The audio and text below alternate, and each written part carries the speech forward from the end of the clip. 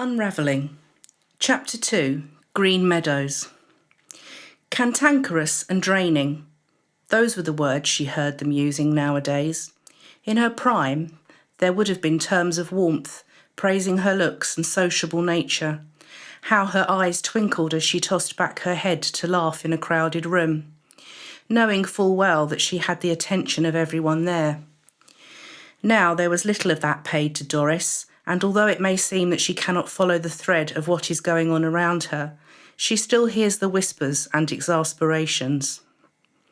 When Doris calls for help for the 8th time that day, she hears the muttering under the breath, and another part of her slowly dims.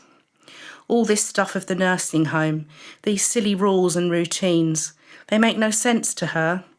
A phrase floats into her head. "When I grow up, I'm going to break the rules and be free." Doris closes her eyes and allows the phrase to carry her back to a warm summer and a grassy riverbank. There is a persistent wasp now caught within a glass bottle as punishment for its interest in the picnic, the consequence of curiosity.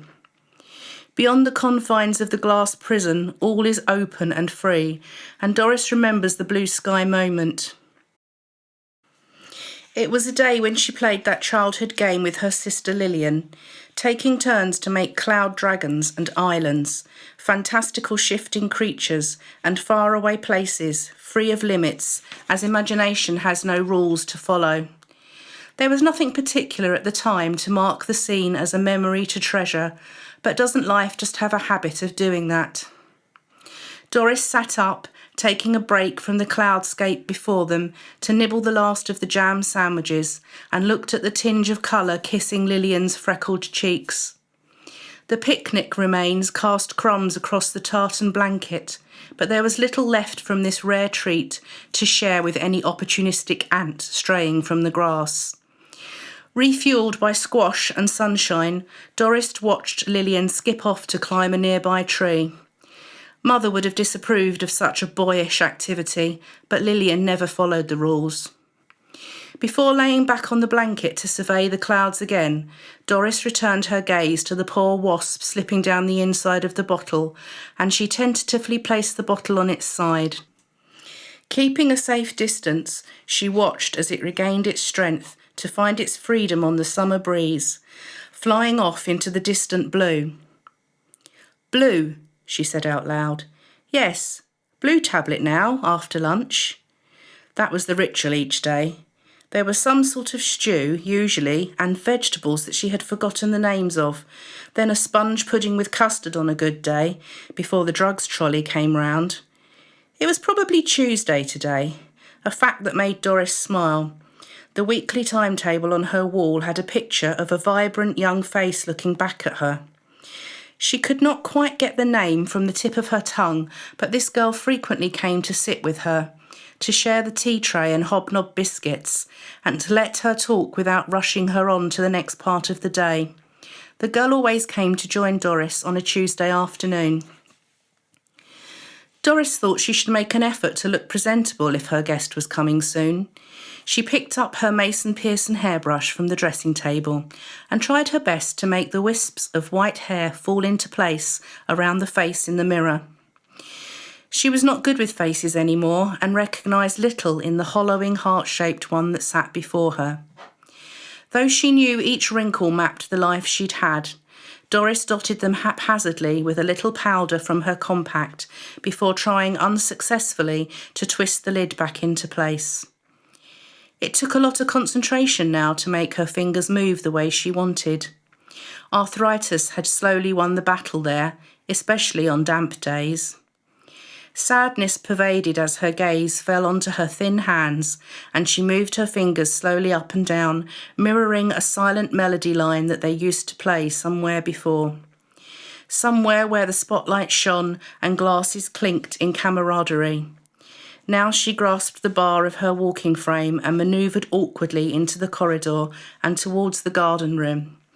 "Off we go, girl." It had taken Doris a while to settle into her new surroundings at Green Meadows, the name rather euphemistically given to the place where the elderly and infirm were put out to pasture. Though the place was clean and comfortable, it was now a shadow of its former self, and somewhat like its residents, only had hints about it of its former glory. The fading shades of the swirling carpet dulled the slippered footsteps that now shuffled along its corridors. Dotted about the statutory signage were sepia-toned framed snapshots of local scenes, the odd landscape or still life painting, and the occasional wall lamp wearing its tasselled hat at a jaunty angle. The high ceilings and ornate cornicing had survived in places, but not everywhere. Some rooms, which would have once commanded a moment of respect for their design and presence, had been brutally sectioned into more functional areas.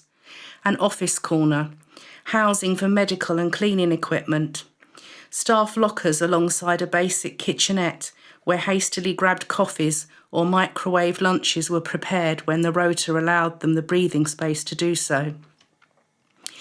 Doris now knew her way from her room to the communal areas of Green Meadows. Well, she did most days. Along the corridor, past the few doors to other residents' rooms, and into the small lift. She was a little too unsteady to use the stairs now. Some days she managed to eat lunch in the dining room when her joints behaved themselves and her mind felt calm enough to manage the many distractions there. Today she had eaten in her room, from a swivelling bed tray, whilst looking out of her bedroom window at the cherry blossom branches. That was when she had remembered the need for her Tuesday ritual, and why she now found herself in the garden room, plumping up a floral cushion before lowering herself into the armchair by the bay window. A couple of her fellow residents dozed off their dinners from their armchairs, but Doris was alert. From her vantage point, she knew she could see past the potted ferns to spot the smile and youthful bouncing walk of her visitor. She would wait here a while for her, for she was sure it was Tuesday.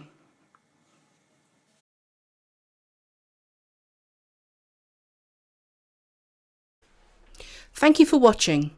If you've enjoyed this video, please like and subscribe. Follow me on Twitter at MidlifeMolly or check out my website karenhonor.com to keep up to date with my writing journey. All links in the description.